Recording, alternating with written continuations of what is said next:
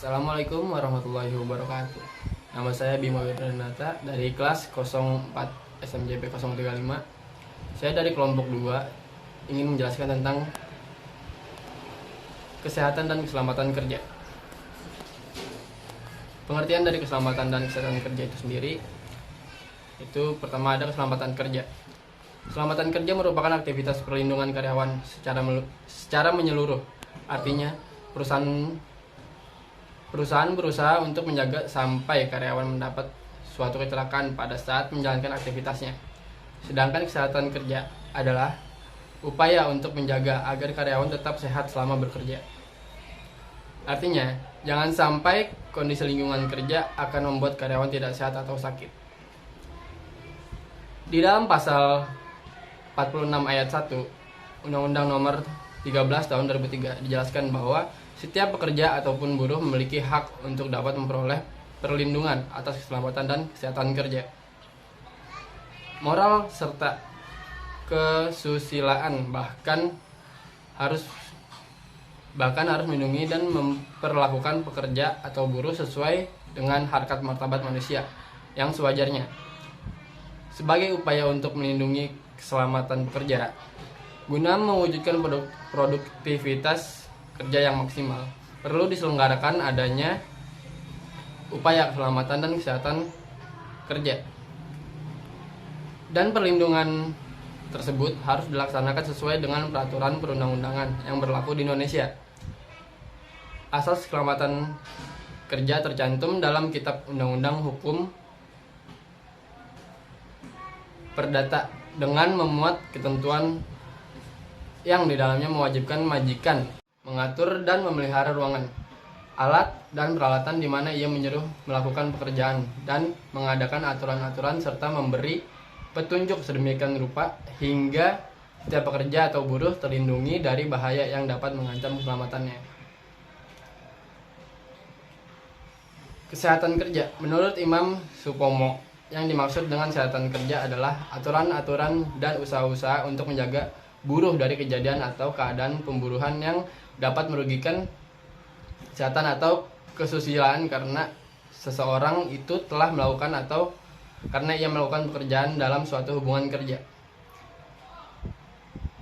Tujuan kesehatan kerja adalah agar tenaga kerja ditempatkan pada pekerjaan yang sesuai dengan kemampuan fisik dan mentalnya, sehingga setiap tenaga kerja berada dalam keadaan sehat, sejahtera, dimulai dari pada saat ia bekerja sampai dengan selesai bekerja.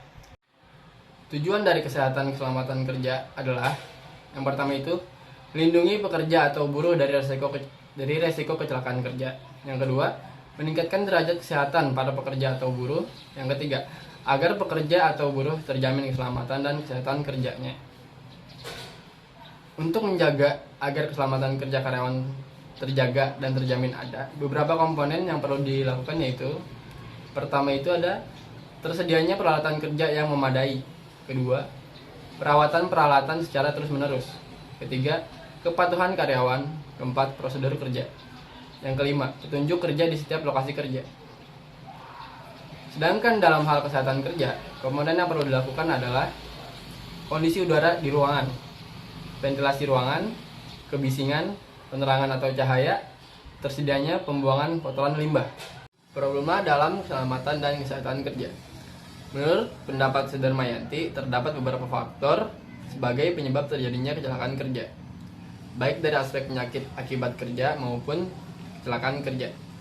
Faktor-faktor tersebut yaitu: pertama, faktor fisik, meliputi penerangan, suhu udara, kelembapan, cepat rambat udara, suara, vibrasi mekanis, radiasi, tekanan udara, dan lain sebagainya. Yang kedua, faktor kimia, berupa gas, uap, debu, kabut, asap, awan, cairan, dan benda padat. Yang ketiga itu faktor biologi, dari golongan hewan dan tumbuhan-tumbuhan. Yang keempat, faktor fisiologis, seperti konstruksi mesin, sikap, dan cara kerja. Yang kelima, faktor mental psikologis, susunan kerja, hubungan di antara karyawan atau dengan pengusaha, pemeliharaan kerja, dan lain sebagainya. Resiko yang dihadapi. Dalam praktiknya, resiko yang dihadapi. Ada dua hal penyebab resiko kecelakaan kerja. Yang pertama, unsur sengaja. Karyawan sengaja melakukan kesalahan pada saat bekerja. Unsur sengaja ini memang agak sulit untuk dibuktikan, akan tetapi perusahaan perlu mencegah dengan cara melihat gejala-gejala yang ada di setiap perusahaan sedini mungkin sehingga dapat dicegah. Yang kedua itu ada unsur tidak disengaja. Kejadian yang menimpa karyawan pada saat bekerja dilakukan secara tidak sengaja. Akibat dari kecelakaan kerja, baik yang disengaja maupun tidak disengaja, maka akan menimbulkan berbagai risiko. Yang pertama, cacat fisik. Yang kedua, cacat mental. Yang ketiga, cacat seumur hidup. Yang keempat, meninggal dunia. Tujuan dari keselamatan dan kesehatan kerja, yang pertama itu ada membuat karyawan merasa nyaman. Yang kedua, memperlancar proses kerja. Yang ketiga, agar karyawan berhati-hati dalam bekerja. Yang keempat, mematuhi aturan dan rambu-rambu kerja. Yang kelima, tidak mengganggu proses kerja. Yang keenam, menekan biaya. Yang ketujuh, menghindari kecelakaan kerja. Yang kedelapan, menghindari tuntutan pihak-pihak tertentu. Faktor-faktor yang mempengaruhi keselamatan kerja. Yang pertama, kelengkapan peralatan kerja. Makin lengkap peralatan keselamatan kerja yang dimiliki, maka keselamatan kerja makin baik. Yang kedua, kualitas peralatan kerja. Kualitas dari peralatan keselamatan kerja akan mempengaruhi keselamatan kerja itu sendiri. Yang ketiga, kedisiplinan karyawan.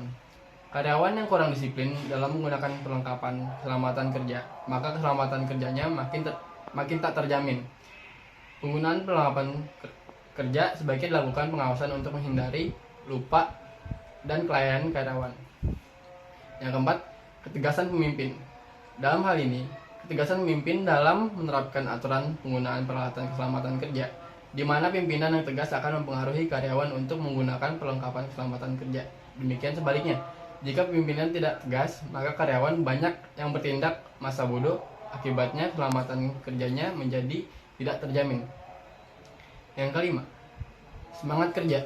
Dengan peralatan keselamatan kerja yang lengkap, baik dan sempurna, maka akan memberikan semangat kerja yang tinggi. Yang keenam, motivasi kerja. Motivasi karyawan untuk bekerja juga akan kuat jika peralatan keselamatan kerja yang lengkap, baik dan sempurna. Yang ketujuh, pengawasan. Setiap karyawan harus diawasi dalam menggunakan peralatan keselamatan kerja. Pengawasan dapat dilakukan oleh pimpinan atau menggunakan peralatan seperti CCTV di tempat-tempat tertentu. Yang terakhir, umur alat kerja. Umur dari peralatan kerja juga akan mempengaruhi keselamatan kerja karyawan. Selanjutnya ada faktor-faktor yang mempengaruhi keselamatan kerja. Yang pertama, udara. Maksudnya adalah kondisi udara di ruangan tempat bekerja harus membuat karyawan tenang dan nyaman.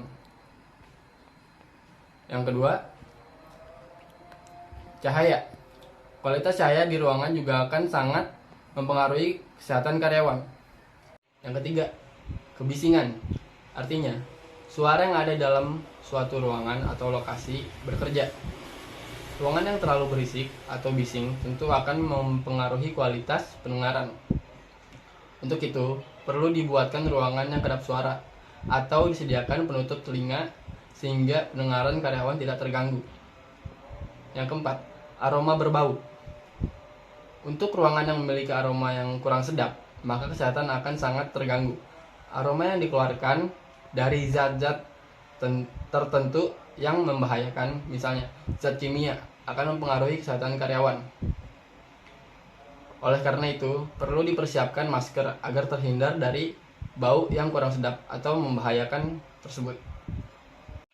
Yang terakhir, layout ruangan. Tata letak ruangan sangat mempengaruhi kesehatan karyawan. Misalnya, tata letak kursi, meja, serta peralatan lainnya. Oleh karena itu, agar karyawan tetap sehat, faktor layout ruangan perlu diperhatikan. Misalnya, penempatan tempat pembuangan limbah atau sampah.